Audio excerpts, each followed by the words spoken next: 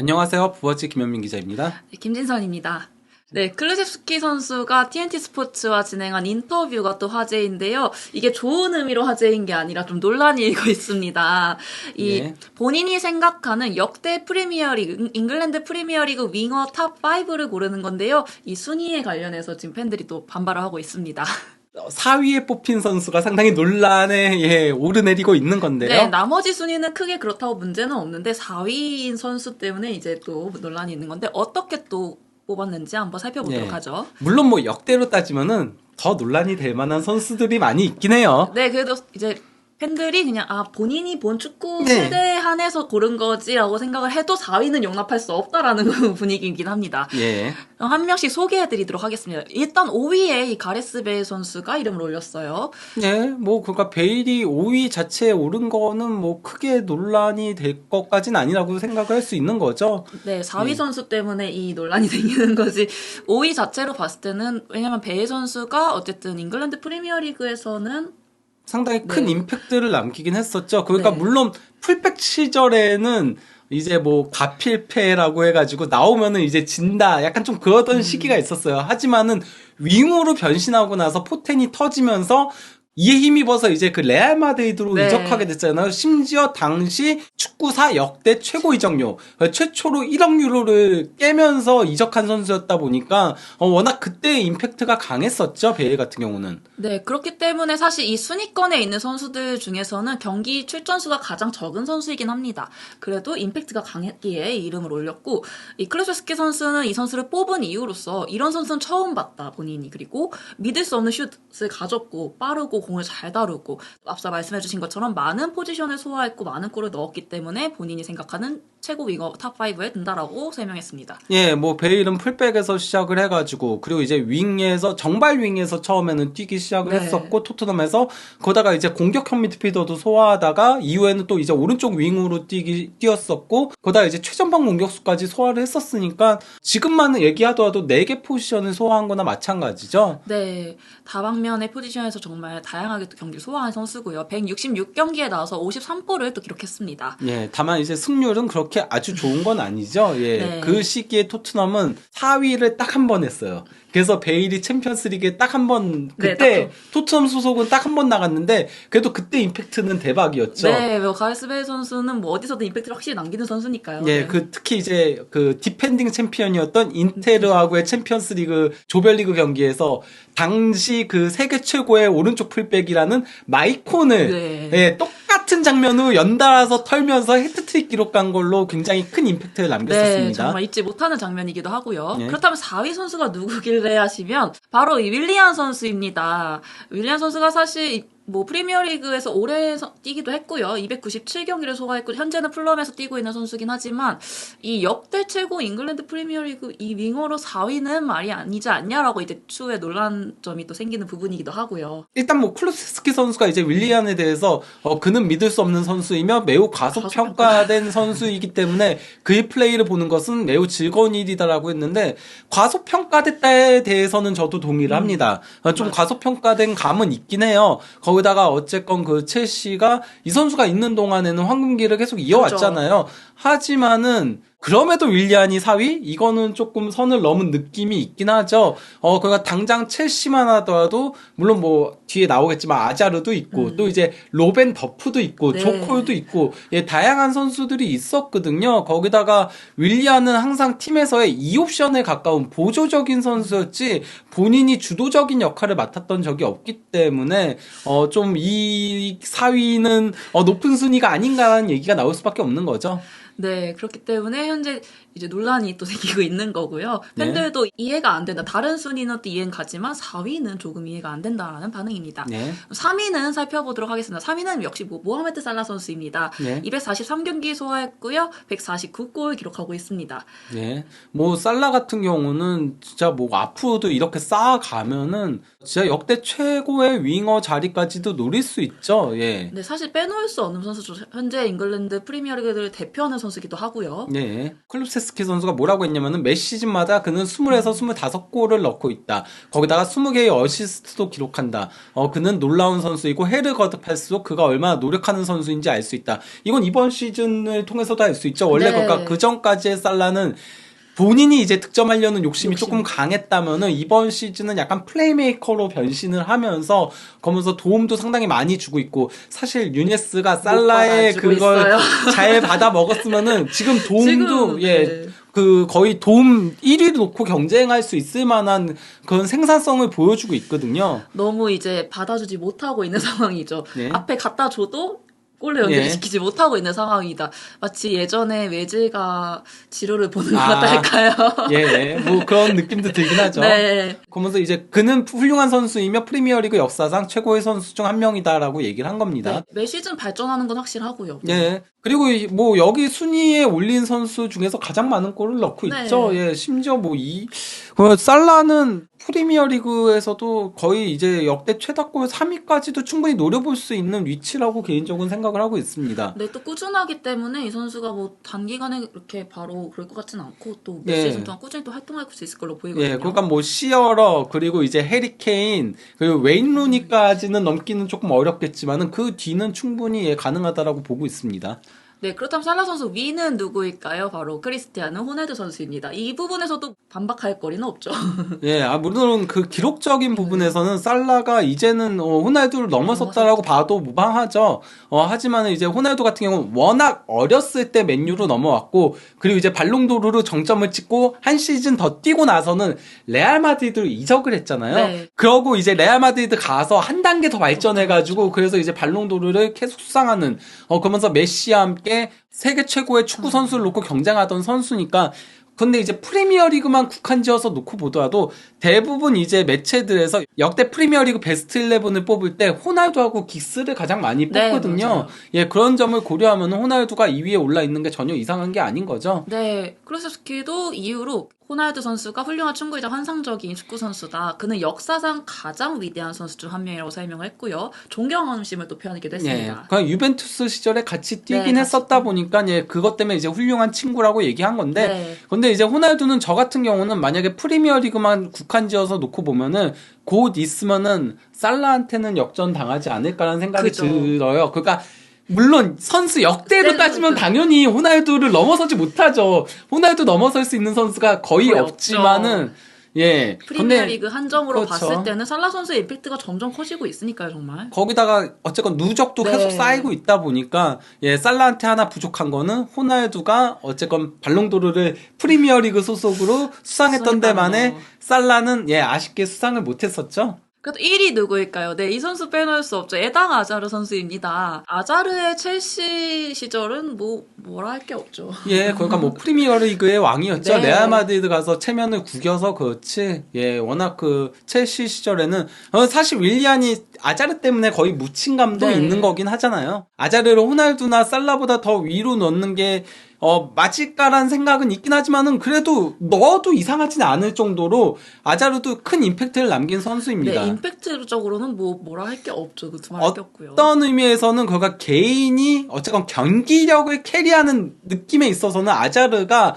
이 셋 중에선 가장 예, 뛰어나긴 했었죠. 물론 득점력은 가장 떨어지긴 했지만요. 네, 임팩트는 정말 뭐라 할 수가 없고요. 이게 아직도 잊혀지지가 않거든요, 사실. 그래서 아자르를 떠올리면 다들 그 플레이 장면을 떠올리는 거잖아요. 예. 그렇기 때문에 클레소스키 선수도 가장 길게 이유를 또 설명했습니다. 예. 어린 시절부터 가장 좋아하던 선수였고 실제로 플레이를 보고 많이 또 배웠다고 해요. 그래서 어린아이처럼 축구를 하고 득점과 어시스트를 기록했다며 그를 또 칭찬했고요. 그를 따라하기 위해서 본인도 많이 노력을 했다고 합니다. 물론 본인은 키가 크기 때문에 좀 어렵긴 했지만 터닝 동작을 많이 따라하려고 노력했다고 해요. 예. 네, 이 같은 순위가 공개된 가운데 이제 트위터, 이제 SNS 상에서 이 순위 관련해서 논쟁이 있는 건데 앞서 언급드렸듯이 윌리안 선수의 순위권에 많은 팬들이 의구심을 던지고 있습니다. 예. 그러니까 뭐 축구에 대한 이해도가 전혀 없다 이런 얘기도 있고. 윌리안이 저기 있다 하면서 막 키 큰 사람들 밑에 꼬맹이 하나 있는 저걸 윌리안이라고 한 거고, 그러면서 그는 본인이 성인이라고 생각하고 있다. 네. 이런 의미인 거죠. 그리고, 윌리안? 누가 그를 초대한 거야? 이런 얘기도 있는 거고. 또 아래 사진도 굉장히 또 유쾌하죠. 예, 그 광대가 이제 서 있는 거죠. 군인들 사이에. 예, 그러면서 윌리안이, 저기에 맞게, 있으려고 노력한다. 이런 얘기인 겁니다. 윌리안 선수가 아스날에서도 있었지만 아스날 팬마저도 윌리안? 이렇게 얘기를 하고요. 예. 그리고 몇몇 팬들은 축구를 잘 안다. 첼시 팬은 좀 좋아하는 입장도 있었습니다.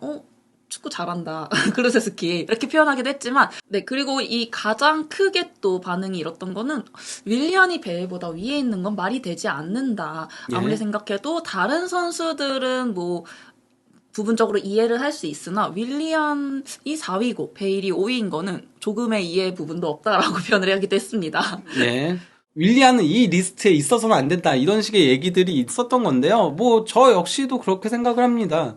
네, 그리고 더욱더 논란이 있는 거, 하필 이 5명 중에 토트넘 선수가 이제 베일 선수 한 명인 거고, 그리고 윌리안 선수가 물론 아스날에도 있었긴 하지만 첼시 선수라는 이미지가 더 강하잖아요. 첼시 그렇죠. 뛴 시절이 더 길었고. 예. 근데 또 아자르 선수도 첼시고. 근데 또 지금 하필 있는 팀이 토트넘인데 첼시 선수를 2명 꼽았다는 거에서도 팬들이 또 분노를 표하고 있고요. 하필 또 베일 선수가 이 윌리안 선수보다 아래라는 점에 있어서 팬들이 또 분노를 하고 있는데 이 영국 데일리 스타도 이 부분을 또 기사로 실기도 했습니다. 네, 그러니까 뭐 제가 봤을 때 쿨루세스키가 윌리안과 아자르를 뽑은 거는 첼시 시절로 뽑은 거긴 해요. 네. 하지만 이게 이제 제목을 뽑기 위해서는 토트넘 전설보다 아스널 실패작을 더 높게 평가했다. 이렇게 뽑아야지 사람들이 이제 조회수를 조금은 자극을 하는 거잖아요.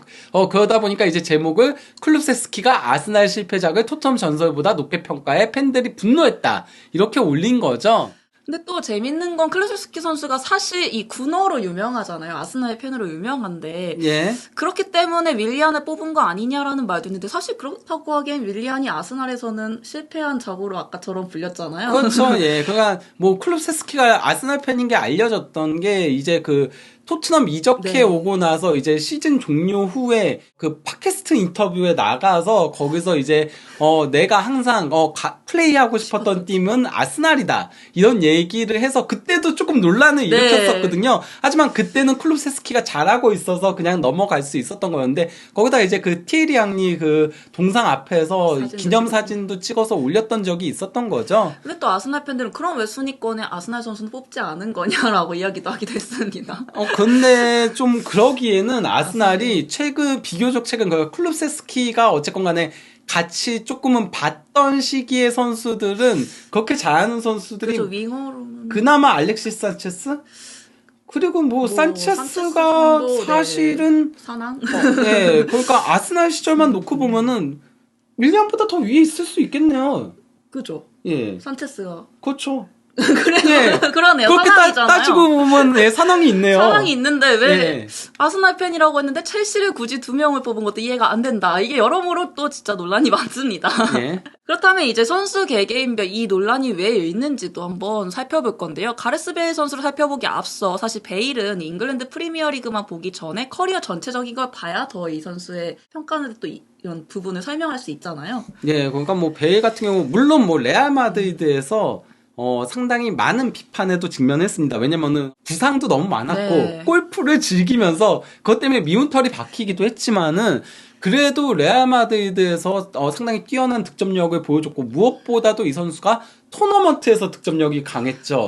네. 예, 그러면서 이제 뭐 챔피언스 리그 우승이라던가 아니면 코파델레이 우승에 있어서의 크게 기여한 부분들이 있거든요. 거기다가 이제 토트넘에서는 이 선수가 완전히 어렸을 때부터 그래서 초반에는 좀 안 좋았다가 그래도 마지막에 임팩트 있는 모습들을 보여주면서 레알 마드리드 한 중반까지 전성기를 구가했었기 때문에 이 두 개를 합치긴 해야 하죠. 거기다가 그 웨일즈 대표팀에서도 뭐 전설에 네. 가까운 모습을 보여줬고요. 또 올해의 예. 선수상도 2번 수상을 했잖아요. 예, 그렇죠. PFA 올해의 선수상 2번을 수상을 물론 첫 번째 수상했을 때는 다소 논란은 있긴 했었지만은 그 두 번째는 너무나도 탔어야 됐던 그러면서 레알 마드리드 이적하게 됐으니까 솔직히 베일이 윌리안보다는 뛴 기간이 그렇게 길지 않다고 하더라도 더 임팩트가 있는 건 맞아요. 네, 윌리안이 대체 저기 어떻게 들어갔는지 저희도 조금 의문스러운 부분인 거죠. 프리미어리그 기록만 봤을 때는 말씀하신 것처럼 출전 수는 확실히 적긴 하지만 그래도 53득점 했고요. 어시스트도 22개 기록했습니다.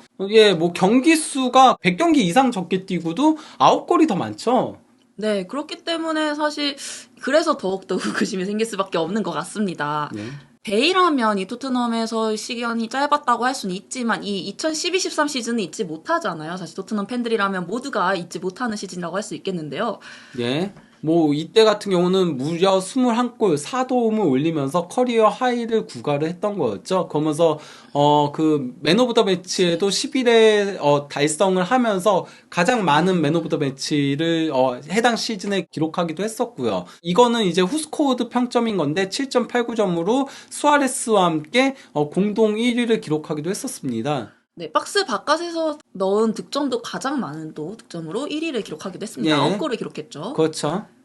네, 가레스 베일 선수도 논쟁이지만 사실 이 트위터 상에서 또 하나의 논란은 손흥민 선수가 그렇다면 왜 순위권에 들지 않은 것이냐. 보통은 예의상으로라도, 그리고 이 손흥민 선수는 예의상이 아니더라도 그렇죠. 윌리안보다는 확실히 넣어야 된다라는 이 의견이 지금 또 일고 있는 건데요. 그렇죠. 댓글 반응 살펴보시면 동의할 수가 없다. 손흥민은 어딨냐. 네. 윌리안이 있는데 손흥민이 없냐? 약간 이런 이야기가 계속 나오고 있고요.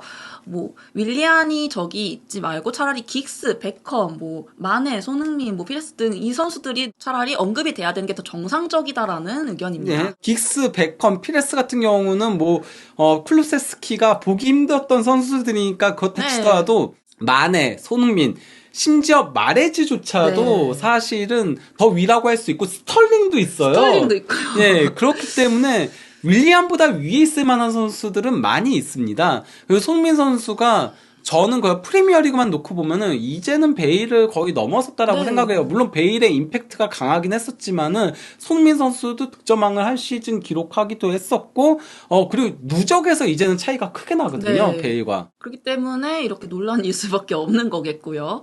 네, 실제로 손흥민 선수는 또 득점왕도 차지하기도 했잖아요. 2021-22 시즌에 이 모하메드 살라 선수와 공동 수상을 또 했었죠. 예, 근데 이제 손흥민 선수의 기록이 조금 더 의미가 있다는 얘기들이 많았죠. 네. 왜냐면은 살라는 5골이 페널티킥이 포함된 거거든요. 반면에 이제 손흥민 선수는 페널티킥 없이 23골을 기록을 했었으니까 페널티킥만 케인이 조금만 손흥민한테 네. 양보했어도 득점왕이 손흥민이 됐을 것이라는 얘기들이 많죠. 예, 그리고 이제 기대 득점 부분에서도 살라는 이제 23골보다 조금 더 많은 23.62골이었던데 반해 그러니까 기대 득점만큼 넣은 거죠. 네. 예, 반면에 손흥민 선수는 기대 득점이 15.69골, 즉 반올림하더라도 16골인데 그것보다 7골이 더 많은 네. 23골을 넣은 거니까 득점을 창출하는 능력 자체는 손흥민 선수가 살라보다 더 위였다라는 평가를 해당 시즌엔 받았습니다. 다만 이제 도움 수치는 아무래도 그 살라가 더 위긴 했었습니다. 네, 손흥민 선수 잉글랜드 프리미어리그 기록 한번 살펴보면요. 280경기 출전해서 지금 111골 기록하고 있고요. 53개의 어시스트 기록하고 있습니다. 네, 그러니까 뭐 윌리안인보다 2배가 넘어요. 골이. 윌리안 선수 보면 297경기 출전해서 지금 44골, 43도움 기록하고 있습니다. 예, 그러니까 도움도 손흥민 선수가 10개가 더 많거든요. 네. 심지어 경기 수는 윌리안이 10경기가 더 많아요. 네. 이런 점을 고려하면은 확실히 손흥민 선수가 더 윌리안보다 위에요. 그러니까 마레즈보다도 떨어지는 게 윌리안인데 대체 어떻게 윌리안이 그러니까 아무리 본인이 본 선수를 국한지어 놓더라도 도저히 납득이 가지 않는 순위라고 할 수 있는 거죠. 그리고 가장 가까이서 지켜보고 있는 선수잖아요. 지금 그렇죠. 사실. 심지어 본인이 왔을 때 득점왕을 했거든요. 네, 그리고 가장 옆에서 보는 선수인데 가장 떠올리기가 쉽지 않을까요? 토트넘 그러니까요. 선수가 3명 뽑혀도 이거는 뭐라 할 부분이 없을 것 같은데 이건 살짝 의아하긴 합니다.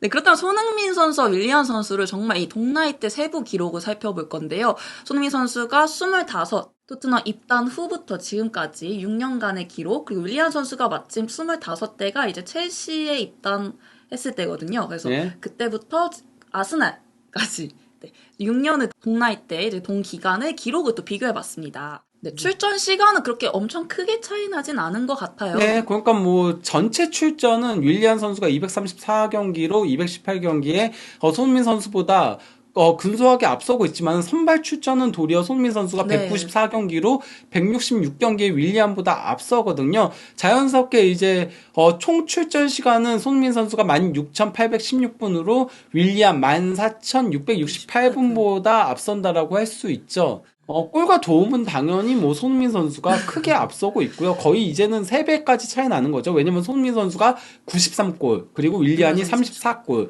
그리고 도움은 손흥민 선수가 46도움, 윌리안이 36도움을 기록하고 있는 거니까요. 그러다 보니까 이제 공격 포인트가 윌리안이 70개, 손흥민 선수가 139개. 이거는 거의 딱 하나만 더 하면 2배라고 할 수 있는 겁니다. 심지어 기대 득점도 3배 가까이 차이가 나고 있어요. 손흥민 선수 66.8인 반면에 윌리안 선수는 19.1을 기록하고 있습니다. 네.